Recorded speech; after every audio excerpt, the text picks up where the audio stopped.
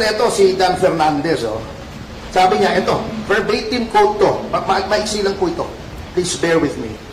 Sabi niya, we are giving you the opportunity. The fastest way. He was addressing my client. Here kasi in aid of legislation kami. But of course, certain lawyers, no, law firm. Siyempre gusto nila mahabang proseso sa korte, di ba? You know that. Because ano yan, may bayad ng lawyers eh, di ba? I want to give Miss Cassandra Lee this Republic Act 6981 para for her to contemplate while she is in our custody.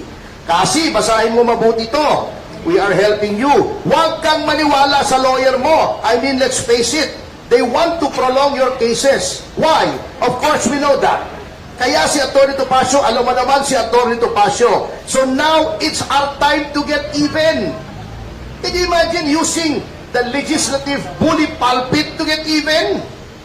Pahabain niya ng kaso para makuha niya lahat ng pera mo. That's why I challenged him and I challenge him again. Dan, huwag kang magtago dyan sa likod ng parliamentary privilege. Ulitin mo yung sinabi mo rito. Ulitin mo sa harapan ko. Tignan natin kung ano mangyayari.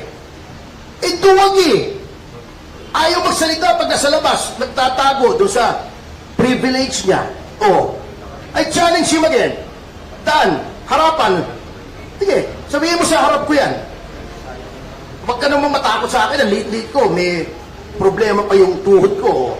Pero, ulitin mo sa harap ko. Huwag yung nagtatago ka dyan. Tapang-tapang mo pag nasa kongreso ka eh. Ayan, hinamo na ni Atty. Topacio. Okay, may katanungan yung ating media friend. Okay, may katanungan pa?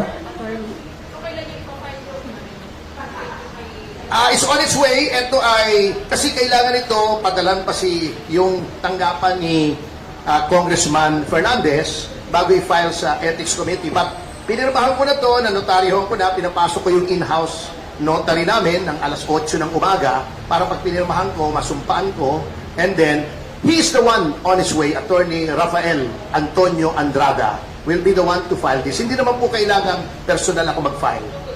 For today, yes. It will be filed today. Kasi alam nyo, I just want to show some members of Congress that you cannot abuse your rights and privileges without encountering pushback. Ito ikwento ko lang. Ngayon, umpisahan nila yung TRICOM hearing on guidelines daw on fake news. Kasi, eto, get this. Kaya nila ginawa yung TRICOM na yun dahil may mga fake news daw na targeted against members of the Quadcom. Unang-una, kung alam mo ang iyong konstitusyon, you cannot do that. You cannot start legislation for the benefit of a particular class of people. That is class legislation that is prohibited under the Constitution. Hindi pwedeng gagawa kami ng batas para sa amin lang. That's unallowable class legislation. Gagawa ka ng batas, mag-iimbestiga ka dahil kinikriticize ang Quadcom. Saang planeta na naman pwede yan? Baka sa alternate universe. Hindi po pwede yun. If you make legislation, unless merong class legislation, but make criteria. You cannot make legislation just to benefit a particular set of people. Basahin niyo yung si Barok. Sino yung apelido ni Barok? Yung tracker na laging nagdidemanda sa Supreme Court. Yung against the Truth Commission na kinonstitute ni Noynoy. Sinabi niya to investigate the abuses during the Arroyo administration. You cannot do that. That is class legislation, and that law was struck down by the Supreme Court. Bakit i-concentrate mo sa criticism sa Quadcom? Meron bang kailangang batas pa? Meron na po tayong, we have the strictest libel law in the entire globe. In the entire world, tayo po yung pinapamahigpit na libel law. Isa tayo sa very few countries na criminalized pa ang libel. Meron pa tayong cyber libel. meron pa tayong civil action under the civil code for defamation, fraud, and physical injuries kung pwedeng humingi ka ng danyos for civil libel ang tawag doon. Ano pang kailangan mong batas? Bago sasabihin nila, tatawagin daw nila yung mga representatives sa social media platforms, TikTok, X, Meta, di ba? Titignan nila kung anong guidelines against criticism ng Quadcom. That is prior restraint that is also prohibited under the Constitution. Kaya nga sinasabi ko, kung ikaw ay mambabatas, magpasa ka naman ng batas o magpaturo ka ng batas sa nakakaintindi sa batas. Hindi pwedeng puro Google. Hindi pwedeng puro Google. Mahirap po ang batas. Kaya nga 4 na taon namin pinag-aaralan yun. Yung iba may bumabagsak pa nga. Uulit-ulit. After namin mag-aral ng 4 years ng bachelor's degree, mag-aaral na naman kami ng another 4 years ng batas. Magre-review pa kami ng 6 na buwan bago maging abogado. O kung sasabihin mo, makukuha sa Google yung sagot, hindi po. That is prior restraint. That is censorship. That is an abomination in a democratic government. Censorship. Kaya nga wala na yung Board of Censors, di ba? That is prior restraint.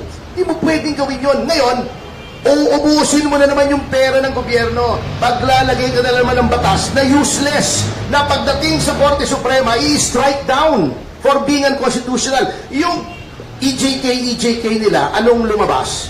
Gumawa sila ng bill against EJK, hindi na naintindihan. Lahat ng killing ay EJK, basta hindi in-order ng court. Dinefine mo yung EJK, nakakatawa ka. Sinabi mo, pag government official, ay dapat life imprisonment kung EJK, nasa batas na eh. Pagka ikaw ay public official, ikaw ay nagpapatay, qualified na. Life imprisonment na. Sinasabi nila, pag may reward system, life imprisonment, price, reward, or promise qualifies a killing to murder. Life imprisonment na yun, even without that bill. See? Nagsayang sila. Pinakain pa kami ng katakot-takot na Jollibee ron. Wala naman nangyari. Ang batas mo, kabote. Nakatawa yung batas na yun. Pisahin nyo.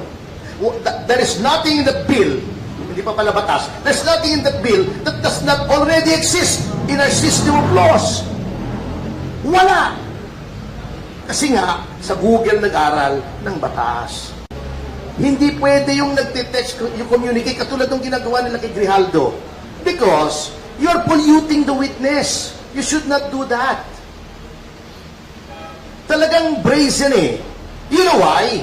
Because the present leadership of the House has cultivated a culture of impunity. Lahat pwede na. Siguro para malito rin sa I'm sure na-brief na ninyo eh. Nililito. Oo, ginugulo eh. Bago magagalit ka, pagka sinasabihan ng abogado na huwag sumagot, karapatan po yun eh. Are you arguing against a constitutional right? Di mag-constitutional convention ka o constitutional commission o whatever, di ba?